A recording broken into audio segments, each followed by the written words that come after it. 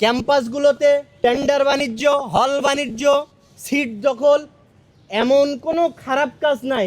এমনকি কাউরান বাজারের মুরগি চুরিও এই ছাত্রলীগ করেছিল 2012 সালের। এর আগে 2012 সালে বিশ্বজিৎকে কুপিয়ে হত্যা করেছিল।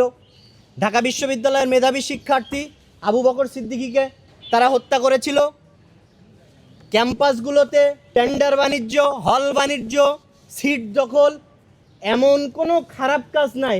এমনকি কাউরান বাজারের মুরগি চুরিও এই ছাত্রলীগ করেছিল, আপনারা সবাই জানেন। এই সন্ত্রাসী কর্মকাণ্ডের কারণেই মূলত ছাত্রলীগকে নিষিদ্ধ করা হয়েছে। এখন কথা হচ্ছে, ছাত্রলীগ দেশের বিভিন্ন জায়গায় এভাবে মিছিল মিটিং, এভাবে ঝটিকা মিছিল করতে পারছে কেন? এর দায় কাদের? এর দায় ওই প্রশাসনে লুকিয়ে থাকা প্রেতাত্মা ভূতগুলোর জন্য। এই ছাত্রলীগ এখনো পর্যন্ত তারা এই মিছিল করতে, ঝটিকা মিছিল করতে তারা সাহস পাচ্ছে। এই প্রশাসনের ভিতর থেকে যদি আমরা লীগের ভূতকে না তাড়াতে পারি, তাহলে বাংলাদেশের কপালে আসন্ন শনি রয়েছে। বন্ধুগণ, অনেকেই বলে ছাত্র সংগঠন হিসাবে আপনারা কোথায় আছেন? তো আমাদের তো সারাদিন খায়া বসে কাজ নাই, তাই না?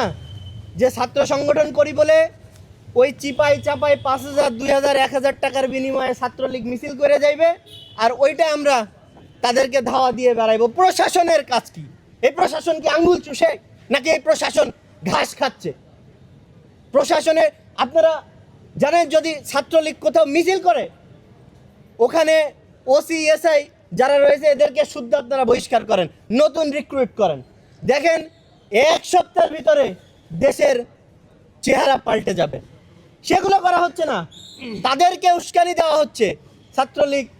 ছাত্রলীগকে মিছিল করতে দেওয়া হচ্ছে, লীগকে রাজনীতির অধিকার দেওয়া হচ্ছে।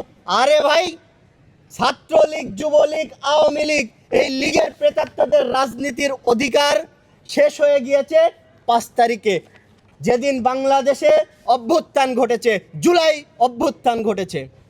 বন্ধুগণ, এই ছাত্রলীগ, এই আওয়ামী লীগের রাজনীতির অধিকার সেদিনই শেষ হয়েছে, যেদিন আমার ভাইয়েরা 1400 বেশি শহীদ হয়েছে। সেদিন এই ছাত্রলীগের রাজনীতি করার তারা অধিকার হারিয়ে ফেলেছে।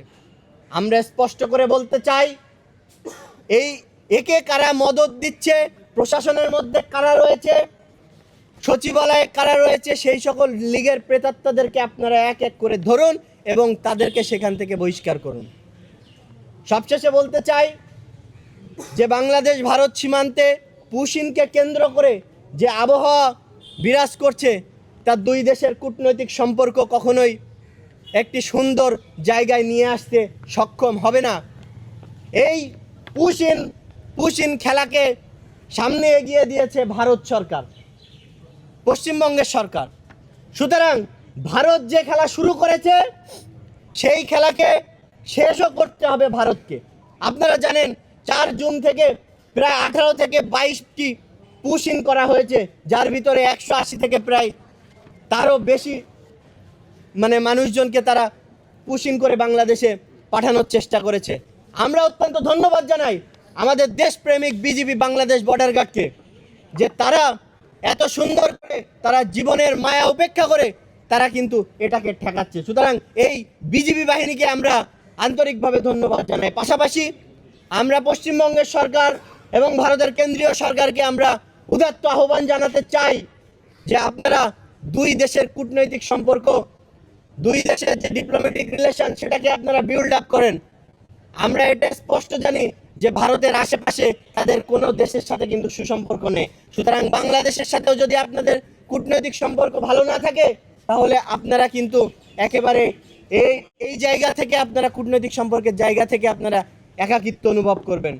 সুতরাং সবশেষে আমি একটা কথা বলতে চাই, আপনারা ভারতে যে আওয়ামী লীগের সাবেক ক্ষমতাচ্যুত প্রধানমন্ত্রী শেখ হাসিনাকে আশ্রয় দিয়েছেন, তাকে আপনারা যদি পুশিন করতে হয়, সে আপাকে আপনারা পুশিন করুন। আমরা এই পাশ থেকে রশি নিয়ে অপেক্ষায় রয়েছি। ধন্যবাদ সবাইকে।